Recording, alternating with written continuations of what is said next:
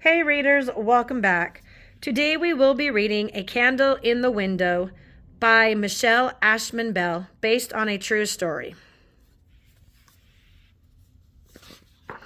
A Candle in the Window. A Candle in the Window by Michele Ashman Bell.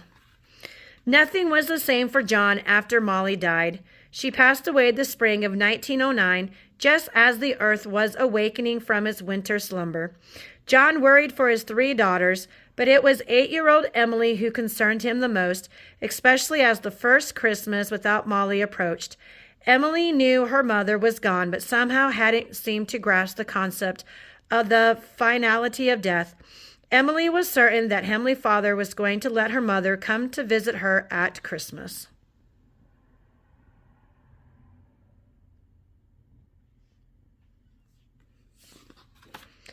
Mama visited me in my dream last night, Papa, Emily told him one morning. She looked ever so beautiful. Her hair was long and shiny, and she laughed and played with me. Sometimes I'm sad that Mama left, but in the dream she was happy, so I wasn't sad anymore. She promised she would visit me on Christmas. Isn't that wonderful, Papa? John didn't know what to say. Emily's faith didn't waver. She was convinced it was true. He held her close and rocked her, wishing in his own heart that Molly would indeed come home.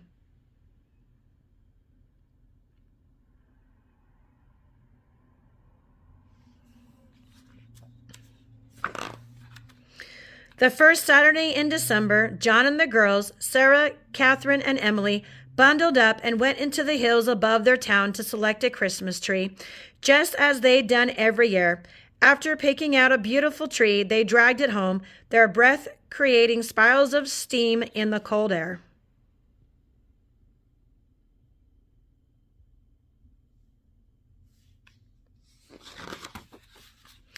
Later that evening, while John went to the barn to do the chores, the girls began stringing together fluffy white popcorn and bright red cranberries.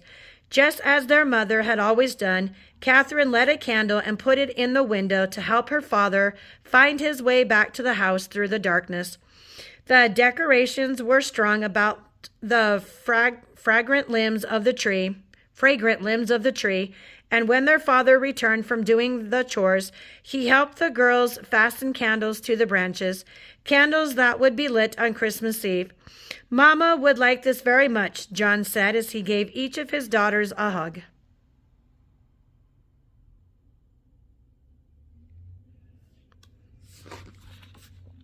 Christmas Eve morning after breakfast, John made an announcement. I have a special surprise for you today. What is it, Papa? Emily asked, wide-eyed. You'll see, he said as he placed a bundle on the settee and began unwrapping it. Your mother made these for you, he said. She wanted me to save them for you until Christmas. Tears welling up in their eyes, the girls stared speechless at the matching dresses. Lifting the dresses one by one, John handed one to each daughter. The dresses were of rich red wool plaid with belts, cuffs, and collars made out of black velvet.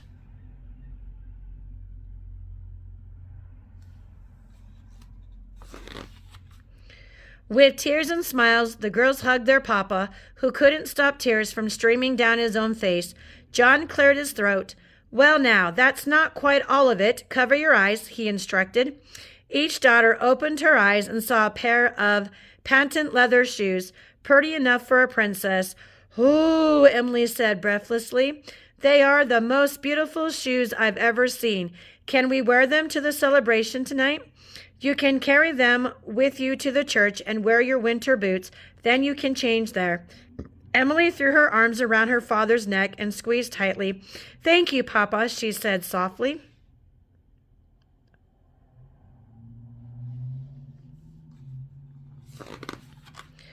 When they arrived at the church, they greeted their friends and neighbors, then hurried towards Grandma and Grandpa, who pulled the girls into bear hugs. How lovely you look, Grandma said. Emily and her sisters had almost forgotten that they had also brought their new shoes in their coat pockets, and they all rushed back to the coat room to change their shoes. Grabbing a shoe out of her right pocket, Emily reached into the other pocket, but to her horror, Her shoe was gone. "My shoe!" she cried. "It's gone!" Sarah ran to find her father, and soon the whole family was searching for the missing shoe. "Go have fun at the party. I'll find your shoe," John told her confidently.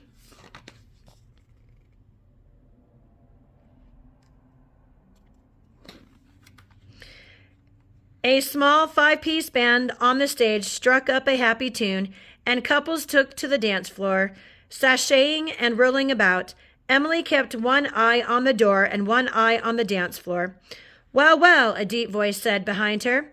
"I don't believe we've had a chance to dance yet this evening."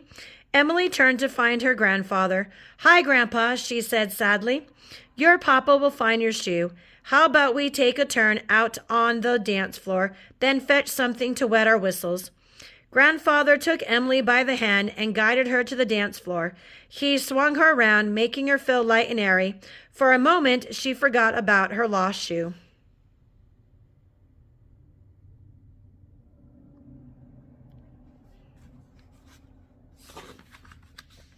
Several dances later, Emily caught a glimpse of her father standing in the doorway. She ran from the dance floor towards him.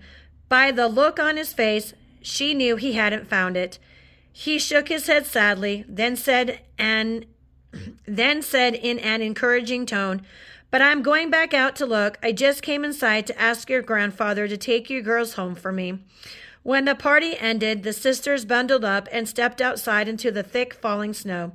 Emily could feel her heart grow heavy, knowing that the new snow would cover any trace of her shoe.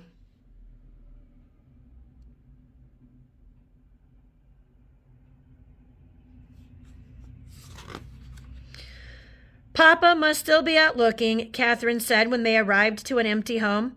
"I'll stroke up the fire," Grandpa said. "You girls go change into your night clothes. I'm sure your papa will be home soon." After her sisters changed and left, Emily climbed off her bed, knelt down, and clasped her tiny hands together.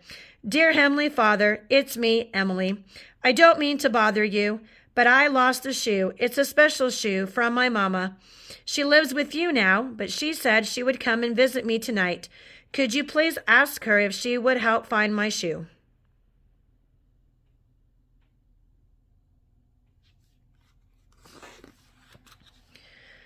Just as Emily joined her sisters and grandfather in the kitchen, the door opened and her father stepped inside. His face was pink from the cold and he was covered with snow. "I'm sorry, sweetie," he told his youngest. "I looked every inch of the way from our house to the church. It's just not there." His voice was sad and desperate. "Don't be sad, Papa," Emily said, rising to give her father a hug. "It's okay." Her father smiled at her and hugged her tightly. "That's my brave girl," he said.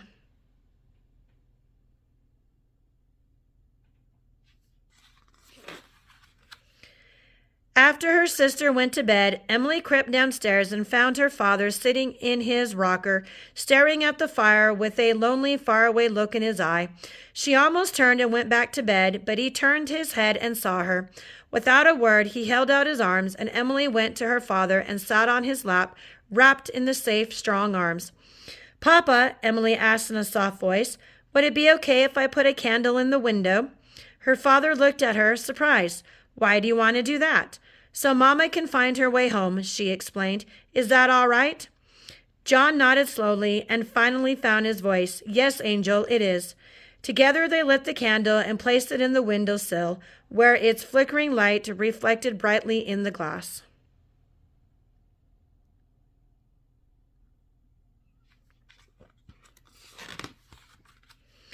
The next morning, Sarah and Catherine woke Emily from a deep sleep. She'd almost forgotten it was Christmas morning. "Come on, Emily," Sarah coaxed as they descended the stairs. "What's in your stocking?" Emily reached inside and pulled out a lovely rag doll with shoe button eyes, long golden hair made of yarn, and a dress from the same material as her Christmas dress. Emily couldn't speak. No one had to tell her that her mother had made this doll for her. She knew it, and she also knew she would treasure this doll forever. She would name her Molly.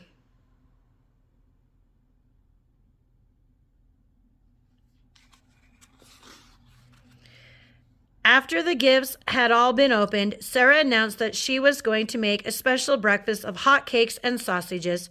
Catherine's job was to set the table, and Emily's was to fetch wood for the back.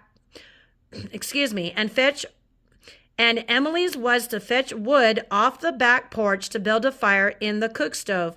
Holding Molly in one arm, Emily opened the back door, bracing herself for the cold morning air. Suddenly, she cried out in joy.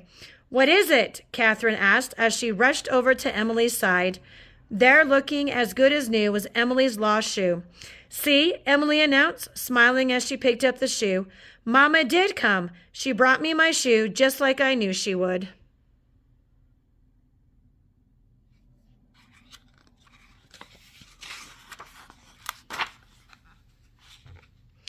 In the years that followed, none of them ever forgot how special that Christmas was. Emily knew with all her heart that her mother had looked down from heaven that night and had seen the candle in the window. The end. Thank you for reading A Candle in the Window with me today. If you enjoyed this video, don't forget to read your favorite book to the like button. And if you haven't already done so, please subscribe. It really does help our channel out and help it to grow. I encourage you to read all that you can. Until next time, bye.